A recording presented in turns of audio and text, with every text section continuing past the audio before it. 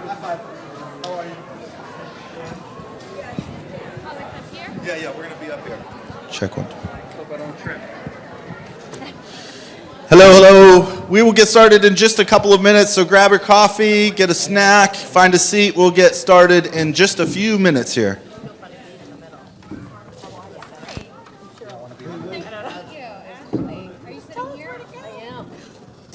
Sit anywhere you want. Where do you? Okay.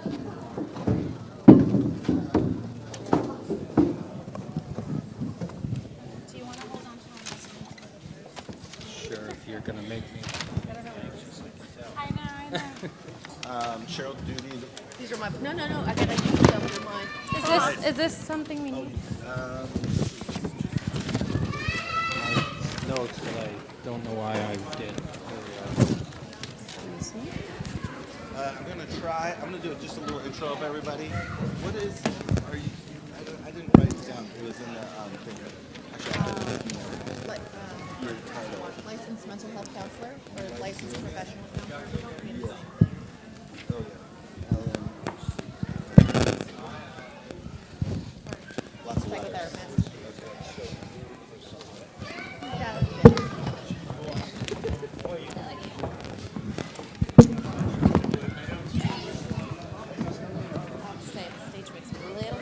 Do you want the high chair? Do you want a higher chair? And I'll take the lower one. Would you prefer the lower one? Well, considering I look like my feet dangling, and yours look like you can do a squat. Thank you. I know, if anything, I thought we were over there. I was gonna be where? I said I thought. We used to, but Josh wanted to do it this way. So this is we. Used to do what? She said she thought we were gonna be over there, on this. So they were going to have us up on the stage, but I thought that was like... Too much. Yeah, too... Jesus. We need a little table. We're not gonna deal with this anymore, that's clearly.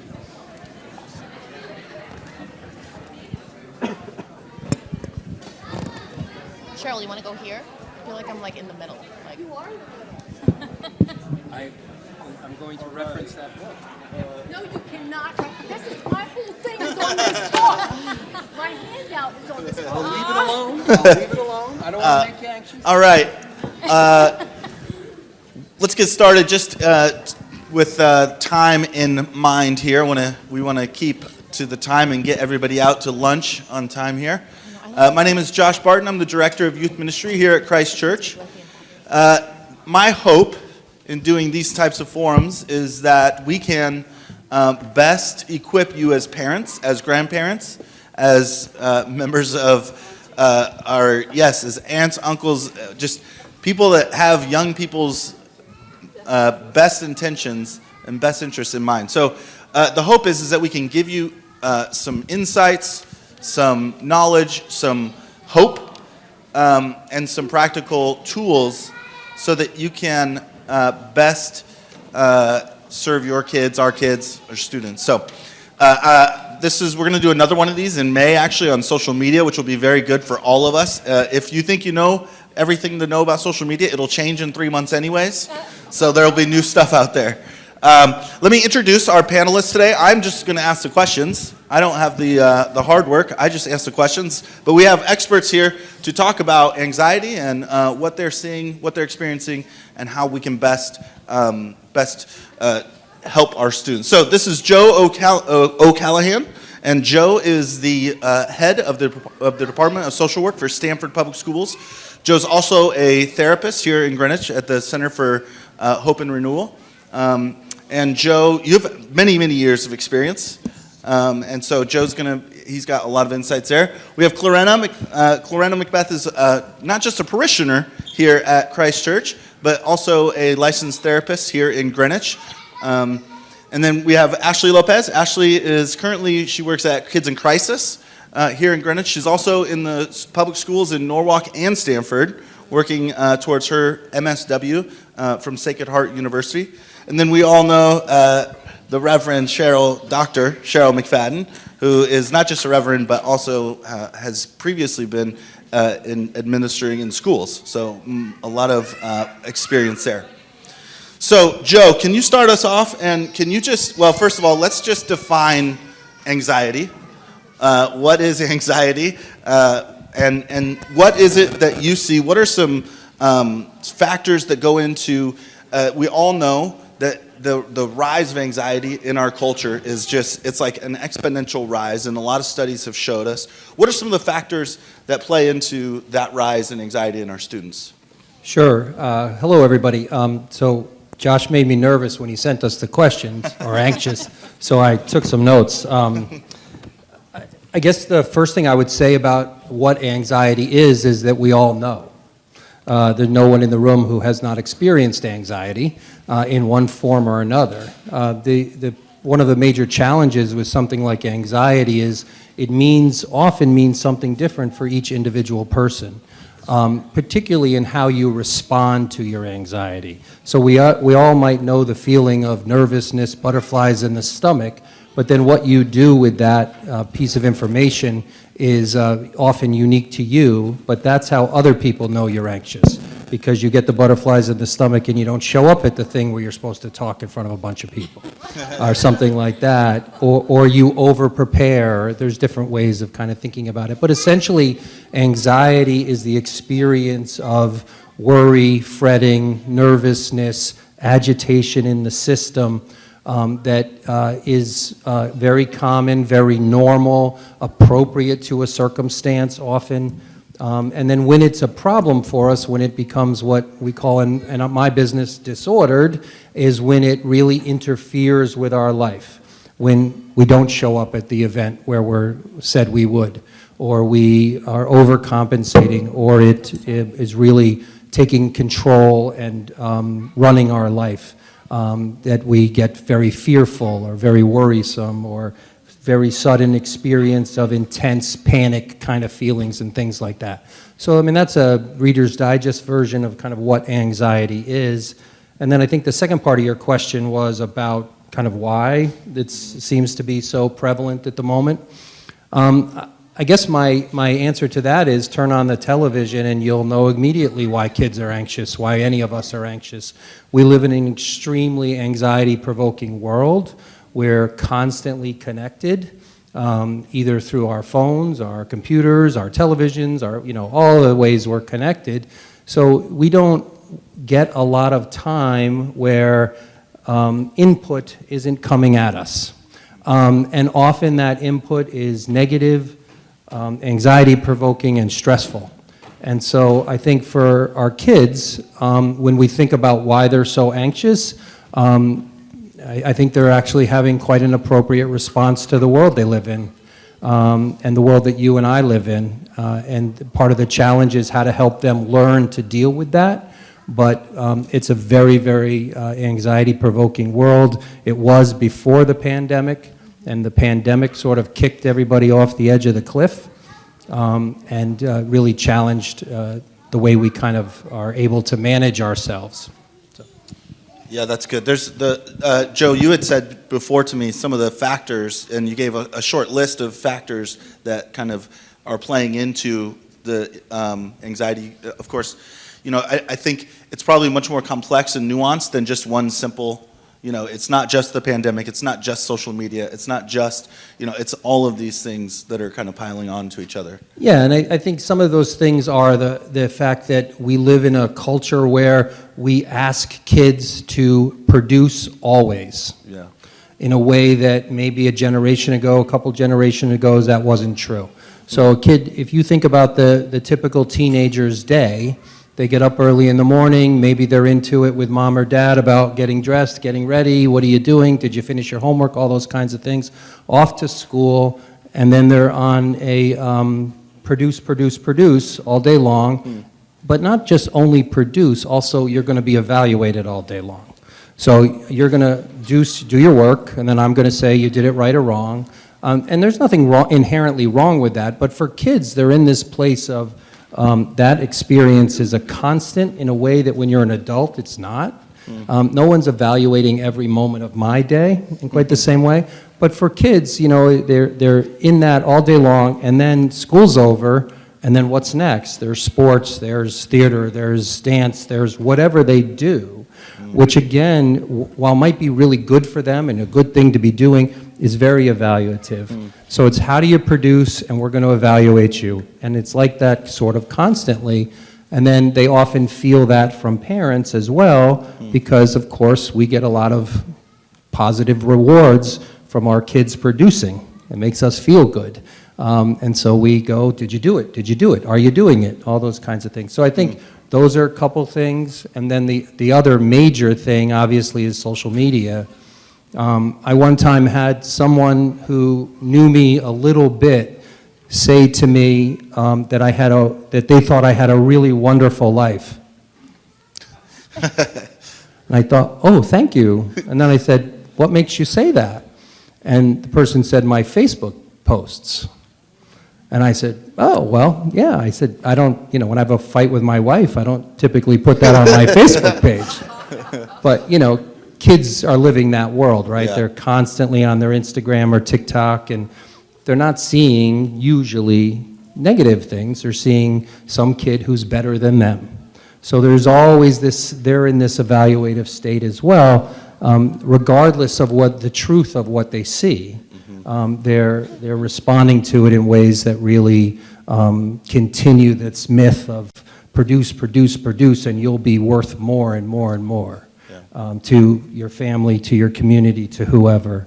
And so I think those are some of the kind of major challenges we're facing. Yeah, absolutely. I didn't say this at the beginning, but I'll say it now. At the end, I do want to leave some time for some Q&A. So after we kind of answer some questions, we will open up the floor for some Q&A, so think of those questions. Clarena, for you, as a therapist here in town, and having clients and seeing this firsthand, what are maybe some signs for parents that if they see in their students or their kids that maybe are, like Joe said, we all have anxiety, but then it gets to the disorder part.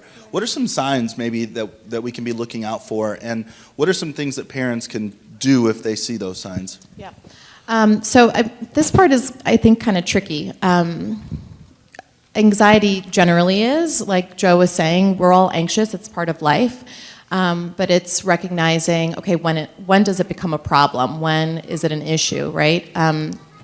So I think in my practice with adolescents and adults, but usually adolescents, when they start to isolate as a parent or as a caregiver or as a friend or what have you, if you see their behavior changing, they're spending more time alone, their eating habits are different. They're eating more, they're eating less, and it's different for everybody, so you really have to kind of understand understand who you're talking about and who you're dealing with, because everybody's very unique. No two people are the same, no two experiences are the same, but typically the isolation, the eating habits, the behavior changes if somebody becomes explosive or agitated or sad or quiet or starts to act out. These are very sort of obvious things, but that's kind of what you have to really put your ear to the ground and understand when somebody starts to act differently like that. And then, what do you do? Well, I often tell parents to not be afraid to ask questions. Hey, what's going on? Are you okay? Come, let's talk. And then not be afraid of what you might hear. I think oftentimes what happens is that as parents or caregivers, we're not really ready to hear what the person might need to say. And even like, for example, if an adolescent or a kid or whatever is upset and agitated, and you're like, what's wrong with you? Like, what's going on? And they respond. And oftentimes the adult, okay, like, settle down, like just, like go to your room or whatever, and you sort of cut them off. I would say that is a big no-no. Try as hard as you can not to do that, to sort of reel them in and listen to whatever it is that they need to say, because in that communication you might learn a lot about what they're experiencing. Of course, there are consequences to actions, and sometimes somebody needs to be punished or sent to their room, and that's okay, but I think at that moment when you have their attention and they're expressing something, to listen to what they have to say. And then, not be afraid to offer suggestions. Hey, maybe we should go talk to somebody. It doesn't have to be a therapist. It can be somebody at church. It could be a teacher. It could be, a mentor. Sometimes it's a therapist, and that's okay too. So I would say that answered the question. Yeah, that's good. I think I often tell parents that, with our teenagers, they put off like they don't want to have anything to do with us. They put off like, no, I don't want to talk to you. But I actually believe at the core that our kids crave time with us, and they crave that conversation, that being able to talk. And even if it's hard, you have to pull it out. And they're going to put up the shield, but they really do crave their parents' attention. So that's really good. Yeah, absolutely. And I think sometimes they're afraid. They don't want to disappoint us, right? Like Joe was saying, the expectations are high. Yeah. Our expectations of them are high, and the ones that they have of themselves are high. And so if they have something embarrassing to say about how they're feeling, or what they might have experienced, they might not, they want to share it, but they might not just come out with it because they're afraid of what you might think. How we might react, yeah, absolutely. React, yeah. Ashley, so you are on the ground, you are in the schools, you are seeing kids on a daily basis. What are some of the things that you are seeing right now with high school, middle school students in the schools when it comes to anxiety and stress? So I just want to start off by saying, like you both said, it is a very common thing. Anxiety is something that we all feel. It's just the reasoning behind it could stem from different triggers, whether that's family conflict, genetics, school pressures, peer pressure with friends, lack of social interactions, whatever the case may be. And these are, I would say, a lot of the common trends that I see are the family conflict, the bullying, the not being able to interact with other peers, not being able to have, or not even having things in common with other peers, and just trying to fit in so bad. Another thing, like Joe had said earlier, just coming back to school from the pandemic, that has taken a toll on a lot of kids, being that they were on, school virtually and then coming back and interacting in person, that really does take a toll due to the amount of time that we were doing virtual learning. So when I do talk to students, I do notice that whatever the case may be, the way that anxiety kind of filters in their lives, it can lead to, less school interaction, school refusal, not wanting to interact with others while in school, maybe a dip in performance academically, and the list just goes on and on. There's so many different reasons, and it's tough, and I think just having the school supports within the school and knowing who the school supports are is a great way for students to build relationships with these professionals and be able to, vent to them and kind of find ways to come back into a school setting and be, normalize it again. But that's definitely going to take some time. That's good. Yes, yeah, please. So I just wanted to add that another kind of other side of the coin of some of the things Ashley was just talking about, some kids, their anxiety looks like perfectionism. Mm-hmm. I'm going to do it all right all the time, and if I don't do it right every single time, something's really wrong with me. So the kid that gets straight A's all the time and then gets 1 B on a test and the world's coming to an end, that's also very often an anxiety reaction. Yeah. I say a lot of times, and you've heard me say it before here, that so often, whether intentionally or unintentionally, we communicate to our kids that their worth comes from what they produce, right? That their value comes from what they produce. And why one of the reasons that I do what I do, and I love youth ministry, is because at Christ Church here, what we're trying to do is build a place where kids can come and their value does not come from what they produce. It just comes from them being them. You're welcome here, and hopefully this is one of those places where when they walk in, it's like, this is going to be the place where we're not going to evaluate you, that constant evaluation all day that they're constantly seeing. I hadn't actually thought of it that way before, Joe, but that's really good, and that actually helps me put a little bit of vocabulary to what we do here.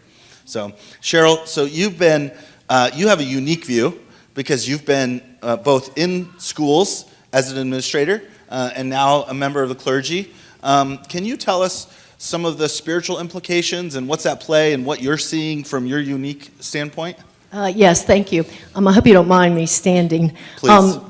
The first thing I want to tell you is I'm not an expert in anxiety, but I am a parent of a child who suffers from anxiety. First manifested that I recognized when he went off to kindergarten, was afraid that the bus would take him to California. We lived in Wexford, PA. So I felt like Sean is 33 and continues to suffer, so I do think that I speak from that perspective. The other thing I just want to point out to you in the Wall Street Journal, there are 2 articles recently about the effects of anxiety on our teenagers, particularly our girls, and I would encourage you, I have the articles up here if you want those, to please seek those out. I feel like I have the easy part of the job, and that is the job of telling you what I would recommend as your priest and as the priest of these children and young adults. If you look on your table, you'll see a sheet of paper, white sheet of paper, and I've made enough copies that everybody in this room should be able to. But one of my wonderful resources that I have gone to is this book, and I want to tell you, it's called The Spiritual Child by Lisa Miller. I know that one of my panelists was going to mention this, and it made me very anxious. But if you look at that sheet, it gives you all the reason why developing a spiritual identity and awareness with your children and with yourself can help overcome some of the things that these wonderful people have talked about. And I feel so strongly about this book that I wrote down the key tenets of why you would do that, and that's what's before you. So please take that home and pray about it, read it, reflect. To give you an idea how much I use the book, can you all see this? So I meet with parents, grandparents, and adults all the time about this issue, and I have these color coordinated based on what they share with me. I believe that strongly. And to make this even more fun, the first 2 people who come up to me after this event get a free copy of this book. The second thing I'm going to point out is there's a wonderful resource as Episcopalians that we have, and that is this book here. It's called Common Prayer for Children and Families. And it's written by Jennifer Gaber and Tim Siemens. And again, the first 5 people who come see me after this event can have a copy of this. But these are prayers that you can do with your young children to establish routine and practice. So back to my son Sean, when he was convinced that the yellow school bus was going to take him to California, what my husband and I did was we realized that we had to have a practice in the morning that calmed him, that made him feel safe and secure. And we began reading prayers and writing prayers. And I would say, Sean, do you have your prayer so when you get on the bus you don't have a panic attack? And he would say, I have my prayer in my heart. So I would tell you, if you look on that other sheet, I have another handout because you all know I love objects, right? There's another sheet, it's colored. Bobby was kind enough to make that for me. And if you look, these are 10 of my favorite Bible verses for when your child feels anxious or afraid. And I'm going to ask all of you that if you have children or grandchildren, that you pray these verses over your children. Do not think that prayer does not have a profound impact. And if you look on the other side, I love this. This is a young girl climbing up, came from the internet. Bobby said it was okay that we used it. Don't be discouraged, for I am your God. I will strengthen you and help you. So my answer to your question, Josh, and this is all I have to say, is that prayer, prayer, and prayer. Good. That's good. As we're sitting up here just talking about this, I can imagine as a parent, I'm a parent myself, it's like, okay, yeah, we're struggling with we have an uptick in anxiety in our culture. We see it on the rise. We see it in our kids. And perhaps someone in here maybe feels like, well, I feel like it's too late for me. Like, I feel like it's already too late. My kid's already a senior in high school, or, they're off, and some of us probably have adult children. I'm going to guess it's never too late. But what would you tell those parents, Joe? Like, because it feels like it can be overwhelming sometimes hearing about it and learning about it, but what can we do? So on the it's never too late part, my 29-year-old son and I were texting the other day, and he's feeling pretty anxious, just started a new job, and so we were talking a lot about his anxiety and what he might do about that. So it's never too late. The first thing I would say is that, especially if you have adolescents, the most important thing you can do is not let them pretend they don't want you, which was what you were getting at. Excuse me. So to stay engaged with them, because what kids will do is, they need to separate and individuate from us and all of that, and that's all healthy and good, but sometimes that means they don't talk to us, right? And then we think they don't want to talk to me, so it makes me feel bad, so I'm not going to talk to them either. And so the most important thing you can do is say, no, I'm going to talk to you. But as you talk to them, especially around these kinds of topics, the best way to do that is to ask them about how they feel. What are your feelings? Not just to say, how are you? What's going on? Tell me about school. Tell me about football. Tell me about this. Those do that too, but then ask them really, what does it feel like for you right now? Because the more you tap into feelings, that discussion of feelings with your children, and not all families do that in the same kind of way, but the more you do that, the more they'll be able to talk about their feelings, what's happening with them, to notice it in ways that maybe they didn't even know, and then you can kind of be able to really get into whether or not something needs to be done about it. So that would be a really important thing I would say that you should do is talk to them about how they feel. The second thing is I would talk to them about how you feel. That's the role model part, right? So yeah, when I was in school and had a test, I felt X, and this is what it felt like in my body, because one of the things that's really important is not just to use feeling words like I feel anxious, I feel sad, but what does that actually feel like in your physical body? Because like when I say anxious, for me, it feels like butterflies in my stomach. It might not feel that way for you. So it's important to be able to notice those things in your actual body, because your body's telling you something you need to pay attention to. Oh, I'm a little anxious. Why am I anxious? Well, I'm doing something that I don't normally do, or whatever it might be. So those are really important things. And I think the other thing is especially if you have younger children, it might be a little harder when your kids are older to do this, but help them learn to be alone. Teach them how to be by themselves. Because being by yourself is a really important skill, because at different times you're going to be by yourself. And when you live in the world we live in, where these phones and all that stuff, you're not by yourself often. So learning to be alone, not with your phone and looking at your phone, but really alone is a really important thing, because that builds resilience, which is a skill that everyone needs to be able to walk in the room even though you're anxious or whatever.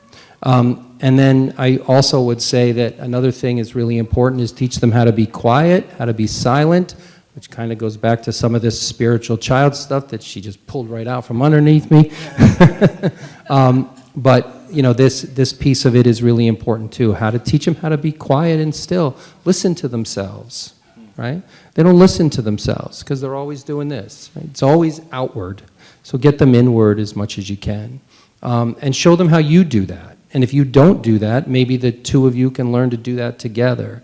And then I guess the last thing maybe I would say about that is get them outside, get out of your room, get out of the house, go outside, and go outside in a non-producing way.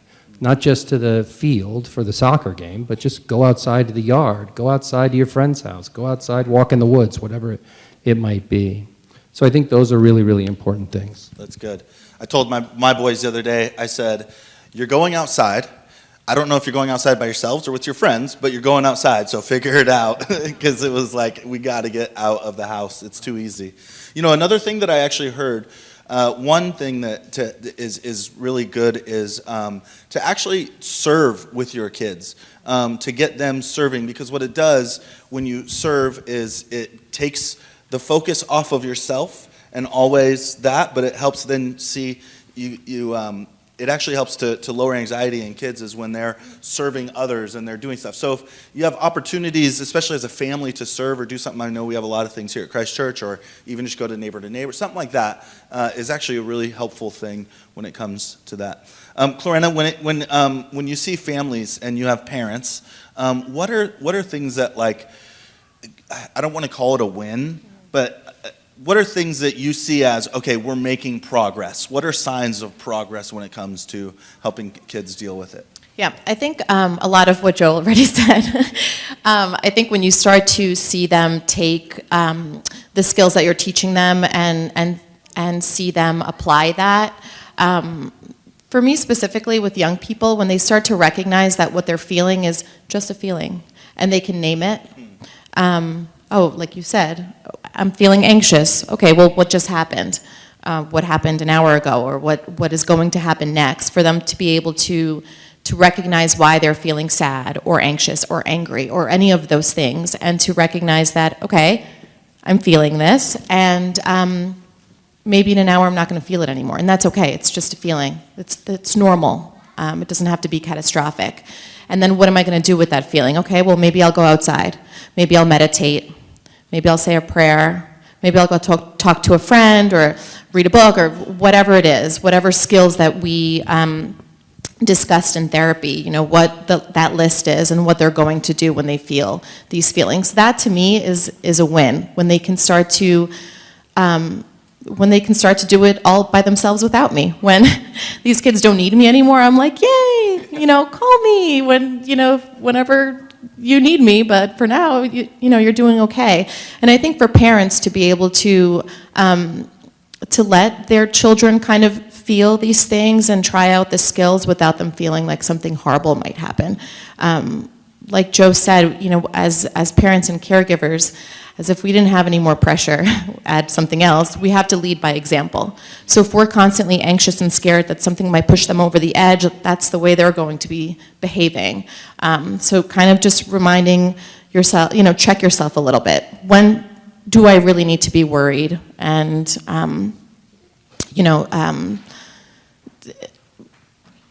show them that we have confidence in the process and in what they're learning and what they're doing. That when parents can do that and kind of ease up a little bit and recognize that their kids have the ability to be resilient and to apply these skills, then I'm like, okay, we're heading in the right direction. Yeah, that's good. That's good. I think it's fair to say, because like I said earlier, there's a lot of nuance, there's a lot of complexity, there's a lot of factors to why anxiety is on the rise. But I do believe it is fair to specifically just name it and say that social media is playing a massive role in this. And there's been like, I don't know if they knew we were having this panel and that I wanted to read all these articles, but these articles seem to just be kind of coming out lately more and more on this crisis, and it is a crisis of anxiety. And one of the things is that social media, I mean, it is constantly the things, and I don't think we understand fully, us like as adults, because the first time I sent a text message was in 2002. I was 22 years old, my kids don't understand that. Facebook came out when I was an adult. So it's hard for us to fully understand the world in which kids and social media, the role it plays. If a kid posts a picture to Instagram and it doesn't get enough likes, they will take it down because there is a social pressure to have enough people. Like, could you imagine if I put up a picture and not enough of you liked my picture, and I started to get like, oh my gosh, I'm not valuable, I'm not worth it, I got to take that down because I'm embarrassed at how few likes I got. Like, that is a thing, that's a real thing. And so I think it's fair to name social media plays a huge role in this. The studies show that the beginning of this massive rise in anxiety started right around 2009. Well, 2009 is 2 years after the iPhone came out. It's 2 years after we had access to everything in front of us all the time. And so it is definitely something. That's why we're going to have a separate, in May, we're going to have another forum just like this, a panel. And we're going to talk specifically and get real with social media because it is such a big thing. Let's do this. Can we pause here and just, I want to give a chance to hear your questions to see if there's anything in specific that either you've heard from up here or that you want to ask. So once, many moons ago, I was a history major, and I evolved my thinking to the great historians, and that is that human nature is essentially a constant. And if you can go back to reading Aeschylus and Sophocles, or take all the way up to here, they'd say the year 2000, that human nature is a constant because of the way we relate to ourselves and mostly relate to other people. Do you guys feel, collectively and individually, that the advent of social media has skewed that constancy? And is it sufficiently impactful that someone, somewhere, should be coming up, and I've read the most recent Wall Street article, it was yesterday, impactful to somewhat sever that? Can you just put a dome around your house and say you can't get any signals from 9 to 5 or what's up? I don't know, what kind of mechanical things, and most importantly, what is your thought on the skewing of personalities as a result of this? Is it really skewing, or is it just putting stuff off? Is there an enduring human nature that will always be? Good question. Thanks, Bob. I'll leave it to one of them to answer. Rock, paper, scissors, shoot. It's a big question. I wish I was a philosopher. I guess I think, and this is just my personal opinion, I think it is absolutely skewing human development for all of us. And for the most part, not in good ways, particularly for kids. I think that the advent of social media has, there's a lot of really obviously good things about it. I suspect that, you probably had the service today was on the web, and so people who can't be here could watch, right, and participate. So things like that are great. And I think about my own social media consumption. I pretty much am consuming things that are mostly positive, inspirational things or educational things or things like that. I'm not consuming, crap. And the kids are consuming tons of crap, both in terms of what they're seeing from other kids, but also what they're just experiencing from the world. But I think the place where the development issue is most significant is the inability of lots of young people, and I'm probably maybe overstating, to relate to each other because they relate to each other through a screen. So they have a lot of trouble walking in a room and saying, "Hi, how are you? Nice to meet you." I remember when my own kids, my oldest is 29, I remember when they were in their teen years, if they would see another kid that they knew somewhere other than in the context of school or someplace, they'd be like avoiding the kid, and my kids are basically pretty healthy. They're all people with anxiety issues, but they're basically okay. But that kind of thing was pretty significant. Just to that same topic, our brains don't fully develop till we're 25, and we're talking about kids that are 10, 11, 12 that are staring at these things, Instagram, TikTok, I don't even know what they're called, I'm not on any of them, overstimulating their brain that is not fully developed, at such a young age. So, what could we possibly expect from that other than some demise of some sort? But, so that, yes, I agree with you, Joe, that for sure skewed and not healthy. And this is opinion, I guess, professional opinion, but also just as a parent. If your child doesn't have a phone yet, I would delay as much as possible. Or, there are things you can do. You can have the phone and you cannot put the apps on it, and there are restrictions you can do on that. But if you could just delay the phone, I think that would be helpful. Yeah, I think delaying the phone, I mean, we didn't need this report to come out to know this, but a recent report, or the CDC, I believe it's the CDC, just came out and said it is unhealthy for any kid under the age of 13 to have any social media, which kind of is like, duh, but at the same time, I mean, this is the CDC coming out and saying this. It's that any kid under the age of 13 should not have any social media. And as a parent, I would say, you know, Bob, there's this, have you heard of this? There's like this new movement, and it's like these hipster kids in Brooklyn. They're all going back to like the brick phones, and they're going back to iPhone, because even our young kids, they can realize what we're missing something. This isn't, if this thing is all there is, we're missing out. And so they've gone to the old Nokia brick phones because they're experiencing life with each other in real life, and they're finding more value in that, and they're finding more enjoyment in actually having those relationships. Pam? I'd like to go back to something, Clarena, that you said. I have an adult child with anxiety, but it's better than it was when she was in high school, where it really bloomed, about being ready to hear their message and accepting what they say. That was like a kick in the gut for me.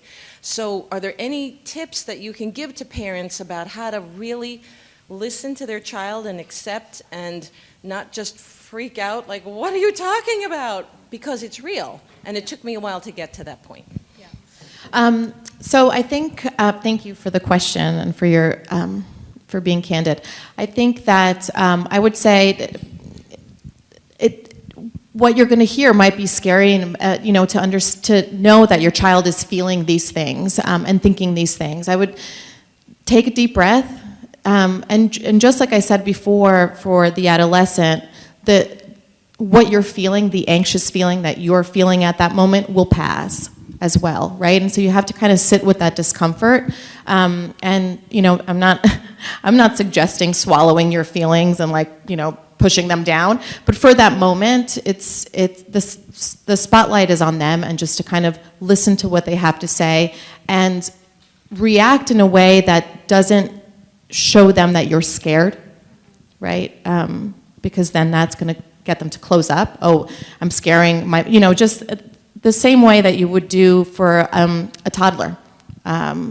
Right? And so if you pay attention to their temper tantrum and you also react and say, okay, here's a lollipop, like, just take it, take it, take it, take it. They're like, oh wow, I'm nuts, so nuts that my parents are just giving me whatever I want, so I stop crying.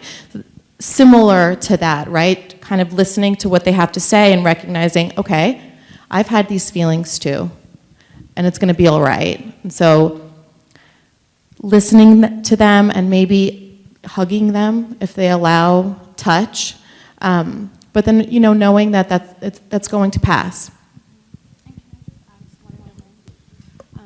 And I just want to add also, sometimes parents need more clarification on the topic, or they just need, you know, recommendations or just a listening ear as well. So as mentioned before, I work at Kids in Crisis. I'm not sure if you guys are all familiar with it, but there also is a 24/7 helpline for parents. You know, if you guys ever needed additional support via, you know, just a quick phone call. You could even stay anonymous if you chose not to, you know, give your name or information. So just understanding that there is also support for parents as well, okay?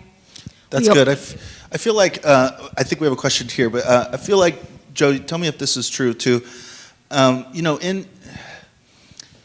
in our society, sometimes as parents, we can feel pressure to have, you know, the facade of the healthy family that has it all together. We don't have, you know, it's, as parents, we can take it on ourselves and feel shame almost if we have kids that deal with anxiety too, right? How many of you this morning made sure that when you got up and got dressed that you looked good? You worked at it, right? Believe it or not, I did. Yeah. I have the same problem, but I did too.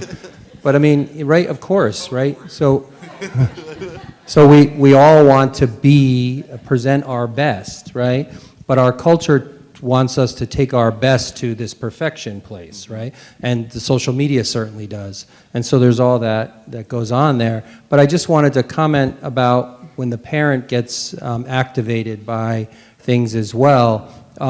there's a notion that called co-regulation, which we're doing all the time, which is together, even in a space like this, we help regulate each other emotionally, right? So, you've got your baseline, it kind of goes along, maybe it goes up, goes down, depending on lots of things that are happening. But the people in your life, especially people like parents, do a lot of work of helping you by co-regulating. So if you're upset and I meet you there, that's co-regulating in the wrong direction, right? But if I'm able to kind of ground myself, begin to pull myself down, that will help you regulate and come back down too. But if you say something to me that scares me, of course, I might go meet you there.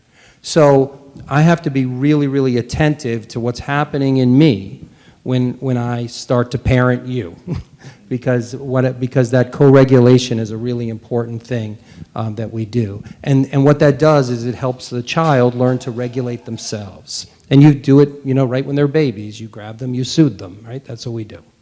I just want to say one thing. Ashley, you mentioned about the hotline with kids in crisis. We also have a hotline here at Christ Church for the clergy. So it's extension 31. So anytime you can reach out to the clergy.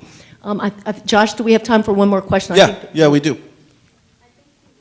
Oh. Do you have a question right here? Oh, yeah, here we go. Mary Ann. This is just an observation that I have seen over the last 20 years. I do consulting for pre-Ks. 20 years ago, mom, caregiver, whoever would come in and pick up the child. How was your day? What I see today, cell phone in hand. Come on, get your stuff together. Come on, let's go. What happened to, how was your day? A child does not feel secure unless their environment that they live in will give them that security. Yes, sometimes for me, I'm like, I have to watch myself. I'll tell my son, like, hey, there's no social media. Yeah, it's like, so I have to remind myself that I am the model. They, what I do, they pick up. Our kids, more is, the phrase more is caught than taught. So I have to model that for them. Do we have one more question? Right here. This is more of a comment as well, which is having been in elementary school with our son and the police come in and give a whole thing on safety and using computers with kids. We never had a computer in my son's room until he was 18 years old. He had to use the computer downstairs in the kitchen, because I've seen people who are 12 online with video games with people who are, they say they're 16, for all you know they're 45 in California. So this is very wild things. But he could not have a phone in his room at night either. And that was very, very important to us to make sure we controlled that. And to that point, you also don't know when they're on the computer. And I can't stress enough how important sleep is. I mean, it is the most important thing. So if the kid is not sleeping at least 8 hours, maybe like 7, it's not going to look good. The anxiety is going to, everything is going to go skyrocket, right? And so many of them are not sleeping properly, and the computer in the room is going to impede in that unless you have some magic way to shut it down or whatever. But sleep is extremely important. Yeah. And the phone is a computer. And the phone, yeah. Correct. I would say just some practical things that I say is, at my house, there's no phones in your room for my boys. I know we feel pressure to not be the oddball family. I tell my sons all the time, I say, you guys, I'm so sorry that your dad is a youth pastor and I know way too much about social media, but you're not having it. You're not getting it. And I say, That's how I feel too. Yeah, well, and luckily they know they can parrot back to me. They say, I know it's because you love me. Like, they get it. But you know, I'm holding out as long as I can with social media. If they see it, they can see it with me. But the dangers and the stuff that's out there, so there's no phones in the room. We have limits on screen time. We put, like, you can set limits as parents on their phone. So my son knows he only gets like an hour a day for games on his phone. and then it's shut off. We have to be. I mean, I am overly vigilant when it comes to it, but it's because I'm delaying as long as I can to introduce these things that I know are going to cause anxiety and other things. So it's really tricky. You're right. I mean, I think that there are pressures for parents too. Okay, well, whatever, however old they are, because I think it's different in every school. But okay, everybody in class has a phone except for me. And I think as parents, you also start to feel, okay, well, maybe I should get her a phone, or maybe I should get an iPad, or whatever it is that the new device is. And you have to fight against that. And that's, you can't give into that peer pressure. For those that have parents maybe that have little kids, there was a thing I saw that you basically sign a contract and you get other families to sign the contract with you, and it was like wait till 8 or something like that, and the whole idea was that they all agreed to wait until 8th grade before their kids got smartphones. And they all signed a contract. Well, guess what? If my kid and your kid and your kid and your kid are all not getting the phone until they're all in 8th grade, that's a little bit easier than being the odd one out. So if you can find people to come alongside and do that with you, that's also a helpful thing. You don't have to be the only bad guy. Well, I just want to say thank you, Joe, Clarina, Ashley, and Cheryl. Thank you so much for coming and speaking with us. I hope this was helpful. My hope is that even though it's a tough conversation, that we don't walk out with our head down just feeling completely deflated, but instead we have some tools to help kids that are going through this, and that we can do some of the things that we talked about and make sure our kids are getting sleep, our grandkids are getting sleep, those types of things. And then, like I said, on May 7th, I think it's May 7th, we'll be back here and we will talk specifically about social media, what's happening, what's out there, and what can we do about it. So thank you guys so much. Appreciate it. Thanks for everybody coming out.